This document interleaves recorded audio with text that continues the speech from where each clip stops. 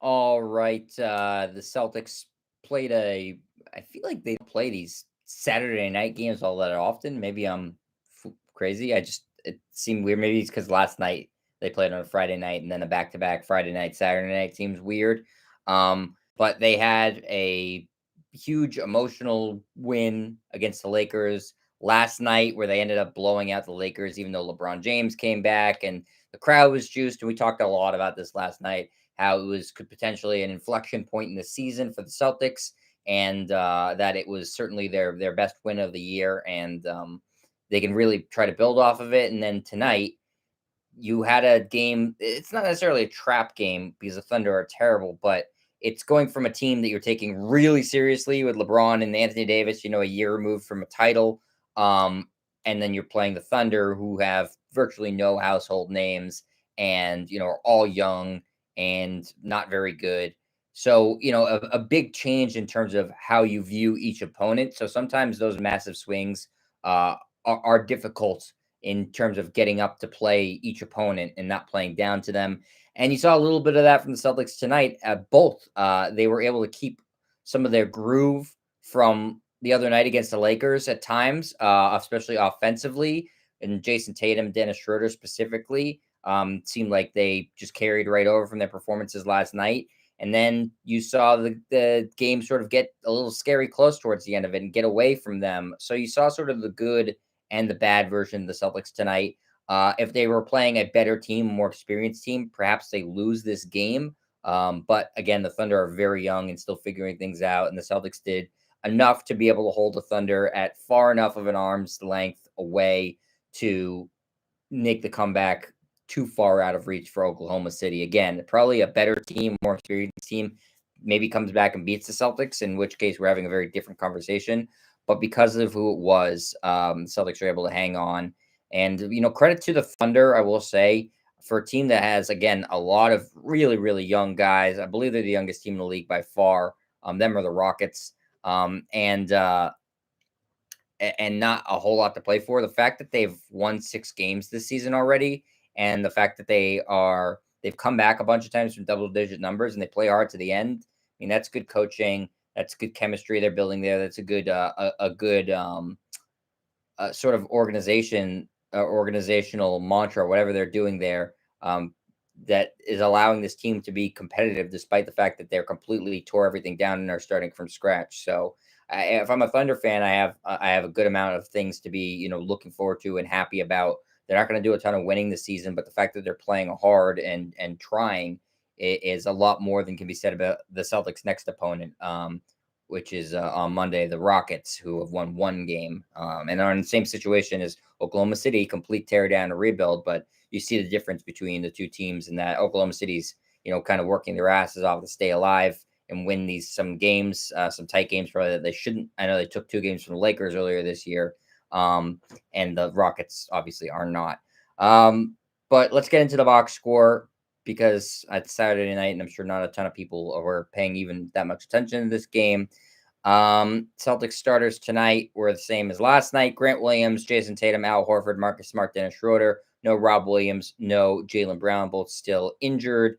Maybe they come back Monday. Still, they'll be questionable for that game.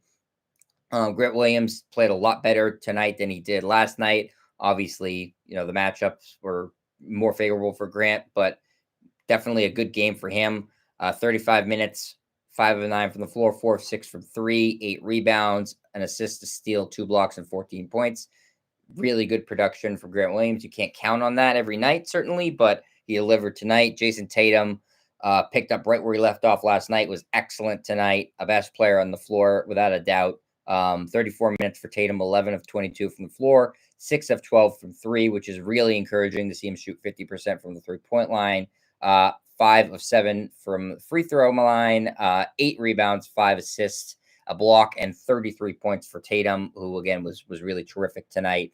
Al Horford, solid game all around. I feel like we're just going to copy and paste and say that about every game Al Horford plays.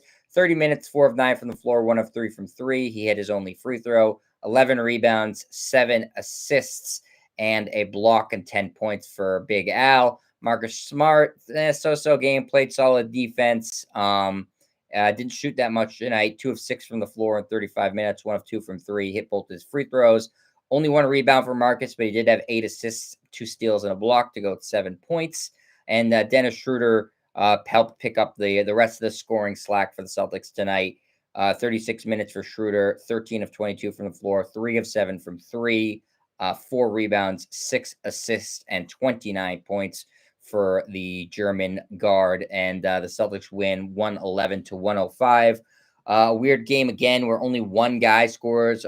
No, sorry. I don't know what I'm saying. I was just looking at the box score wrong. Celtics had 3 guys score on their bench tonight, led by a double-double from Enes Kanter. Don't see a ton of double-doubles off the bench. 10 points, 10 rebounds for Kanter.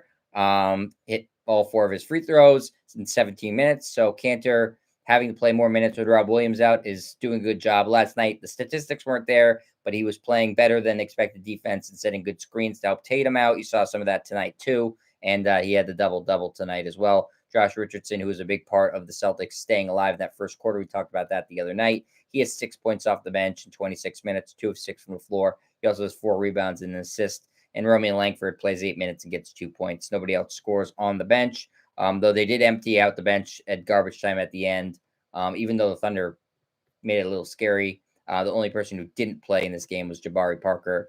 Don't really know what to make of that. And yeah, again, Celtics win 111-105, a little bit closer than you'd like, but at this point, the fact that they're over 500 now, 9-8, you take the win, and it's not easy to play on the second night of back-to-back, especially when you are playing one opponent that you look at as a really good team, even though the Lakers haven't, their record doesn't indicate that. They're still playing against, LeBron James, Carmelo Anthony, Dwight Howard, a bunch of guys who are going to be in the Hall of Fame, Anthony Davis.